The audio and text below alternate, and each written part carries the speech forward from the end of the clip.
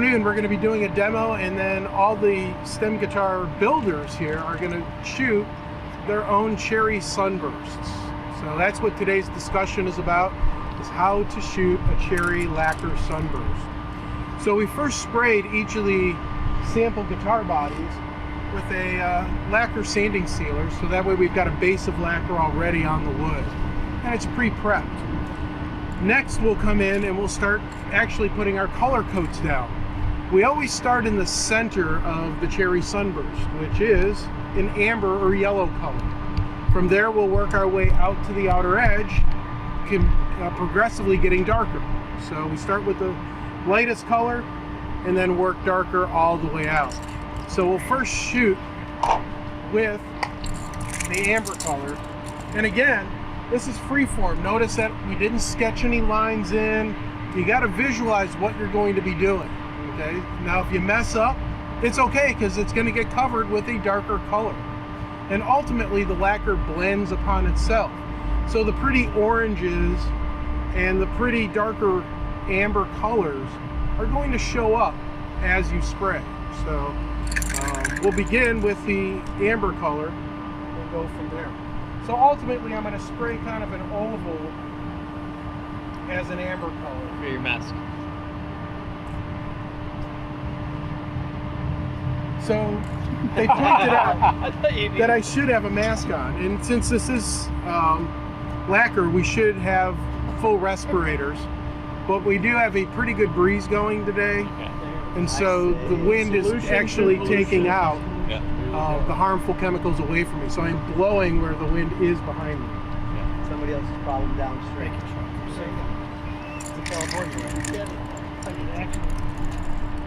So how far do you hold the can away? About 10 inches, 8 to 10 inches away. Again, you don't want to get it as a drip or a run. So the spray rig that we created will allow us to lay it flat, because once you spray the lacquer on, you want the lacquer to level. Hence the reason why we've got the ability to turn from a vertical, because we always want to spray vertically and then turn horizontally to let the lacquer level out.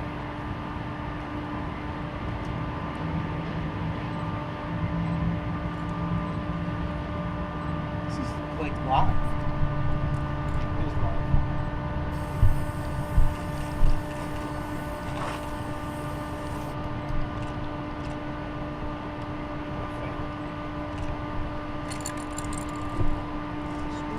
So, do you clear the nozzle by shooting it upside down? We can, we should, I didn't know. but since we're going to be using these cans quite often here in the next half hour, not a big need to. And so again, laying it flat levels it out, kind of spreads the color. So now what will happen is I'll come back and spray a cherry color around the outside of that. So that's kind of like the amber in the middle, then we go cherry, and then we'll go with a darker brown. Now I always typically start around the neck pocket. Why? Because the neck goes in the neck pocket and you can hide little errors and flaws. So it's a good hint to start back here and then work your way back and out and around.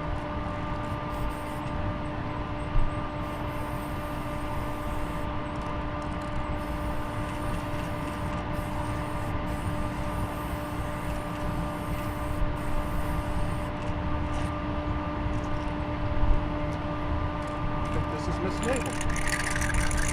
It's pretty brown, isn't it? This looks very brown and not cherry. It's a better match to the tree. It'll be fun. This is definitely not bright cherry.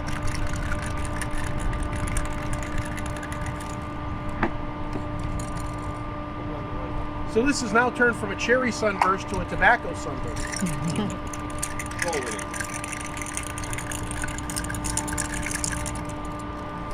So the outer color will be a darker brown, and again, what you can see is that it melts the medium brown in, and then you'll have the darker brown.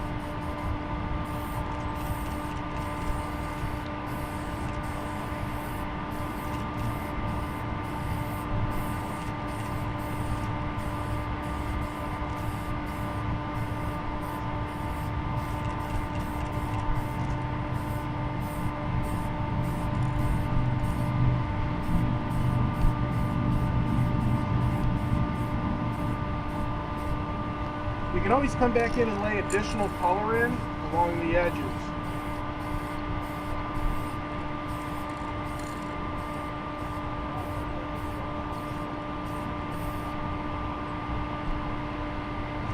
And again, laying it flat will give you the ability for the lacquer to lay and spread out.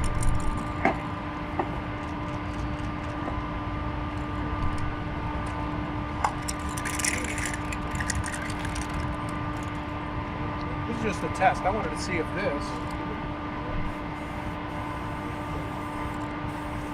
It is a brown cherry. So typically you want to use a bright cherry for the cherry sunburst. So this turned into a tobacco sunburst and not a cherry sunburst. But amber to a lighter brown to a darker brown around the edge. Cool. Now you can make whatever design that you would like, but tradition is that it is an oval that works its way out. And there we have it.